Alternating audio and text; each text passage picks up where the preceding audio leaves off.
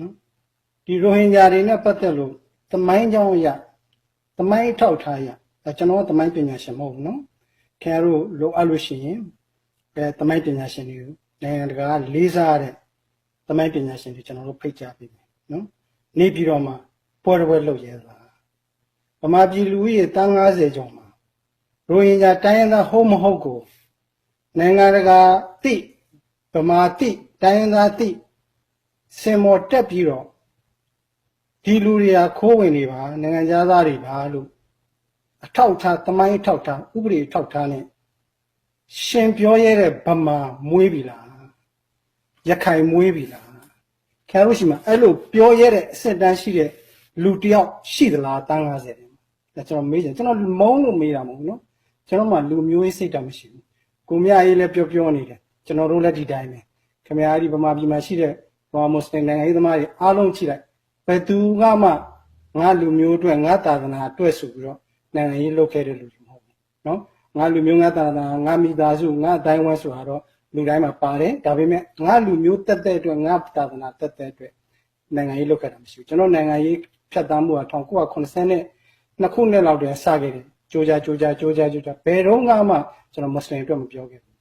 နော်ဒါပေမဲ့ဒီနေ့ဒီအချိန်မှာခင်ဗျားတို့တိတ်အစွန်းရောက်နေလို့နော်ကျွန်တော်နောက်ကြုံလို့ရှိရင်လည်းမွတ်စလင်ကြောက်ပြောပါမယ်အခုတော့ရိုဟင်ဂျာကိစ္စထိတ်တက်နေလို့မွတ်စလင်ကိစ္စလည်းခင်ဗျားတို့မကြခင်ရိုဟင်ဂျာတွေလို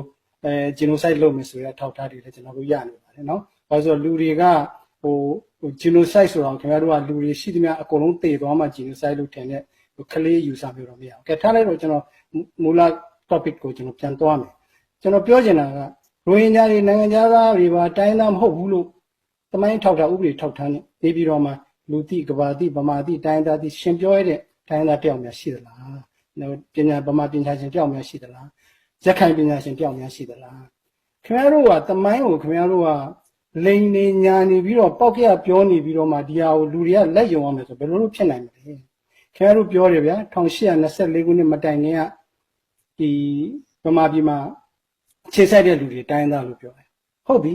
1824ခုနှစ်မှာအင်္ဂလိပ်ကသိမ်းတယ်အင်္ဂလိပ်ကသိမ်းတဲ့အချိန်မှာဒီရခိုင်တနိုင်ငံလုံးကို Charles Patton ဒီမှာဒုတိယမဟာမင်းဝရှင်တော်မင်းကြီးကတကောင်ဆင်းကောက်တဲ့အခါမှာနော်သူဘလို့လူရဲ့သိန်းရှိတယ်6သိန်းကဘယ်လိုလဲသိလားရခိုင်မဟုတ်ဘူးမောက်ရခိုင်လို့မခေါ်ဘူးအင်္ဂလိပ်သမိုင်းမှာဘယ်တော့မှရခိုင်မခေါ်ဘူး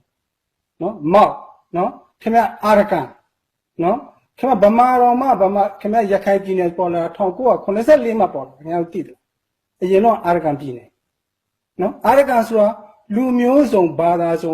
ကိုစားပြုတဲ့ပြည်နယ်ရခိုင်ပြည်နယ်မဟုတ်ဘူးနော်လူဦးရေ6000ကမောင်3000ကမဟာမေရ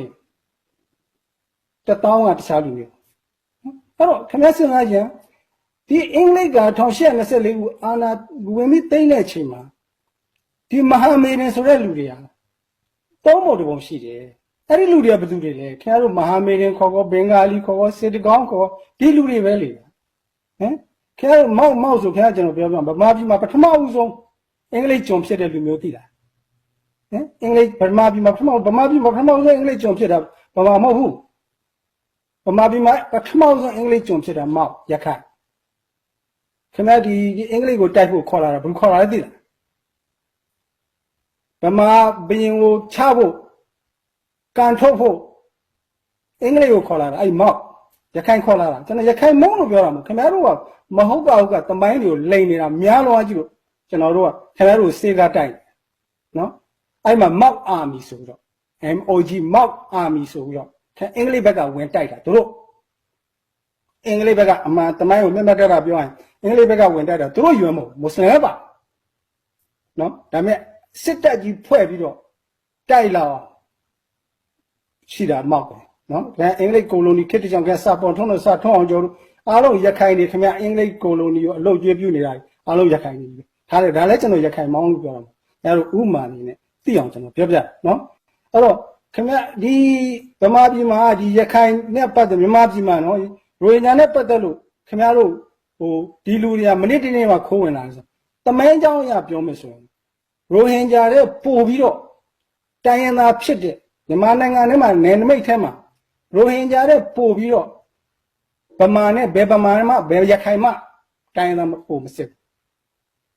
ခင်ဗျားတို့ဒီတမိုင်းနေလည်းအများကြီးရှိတယ်ခင်ဗျားဒီရခိုင်ကျောက်စာပညာရှင်ဦးဆန်းရွှေဘူးကြားဘူးလားခင်ဗျားတို့ရခိုင်နေဖုံးထားတဲ့တမိုင်းနေခင်ဗျားတို့သိလား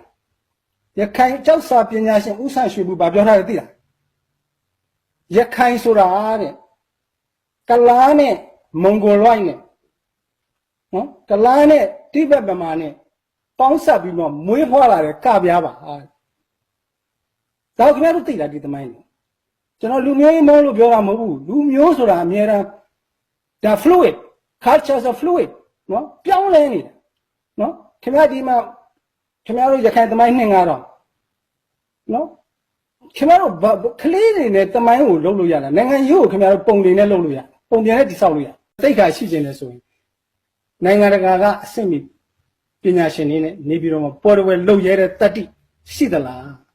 အဲ့ဒီတတ္တိရှိတဲ့လူရောမွေးပလားနော်တကယ်လို့မွေးပါပြီရှိပါပြီဆိုရင်ပေါ်တော်ဝဲလှုပ်လိုက်ကြအောင်ဒီအာကြီးကိုနော်ခင်ဗျားတို့စစ်အာဏာရှင်စနစ်ကနေတော့လူမျိုးရေးဘာသာရေးမုန်းတိမှုတွေကိုအိုင်းအနာကင်ဆာလို့ဖန်တီးထားပြီးတော့ဒီအာဏာကိုဆက်လက်ချုပ်ကင်ထားဖို့ကြံစည်နေတဲ့ဇက်ကွက်ထဲမှာခင်ဗျားတို့ဝင်ပြီးတော့ခင်ဗျားတို့ကိုလူမျိုးကိုတိုက်လူမျိုးချင်းကိုနိုင်ငံသားချင်းခင်ဗျားတို့နှိမ့်ရှာစော်ကားပြီးတော့နော်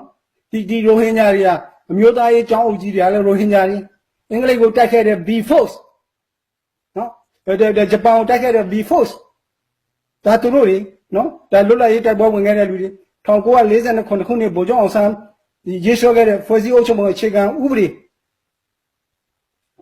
ဒီရေးဆွဲခဲ့တဲ့တိုင်းပြည်ပြည်လွတ်တော်ကြီးမှာရိုဟင်ဂျာ2ယောက်တက်ပြီးတော့အမတ်ဖြစ်ခဲ့တယ်ဒီရိုဟင်ဂျာတွေပဲ35ဦးကော်မတီဆိုတော့ဖွဲ့စည်းပုံအခြေခံရေးဆွဲရေး1949ဖွဲ့စည်းပုံအခြေခံရေးဆွဲရေးကော်မတီထဲမှာအဲ့ဒီရိုဟင်ဂျာ2ယောက်ကိုလည်းထပ်ထည့်ပေးသေးတယ်ဗိုလ်ချုပ်အောင်ဆန်း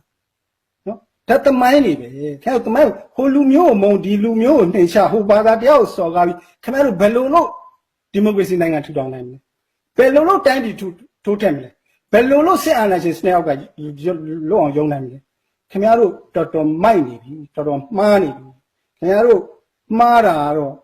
ဟိုနိုင်ရှင်ကြကြပြောရင်တော့မိုက်လုံးကြီးတဲ့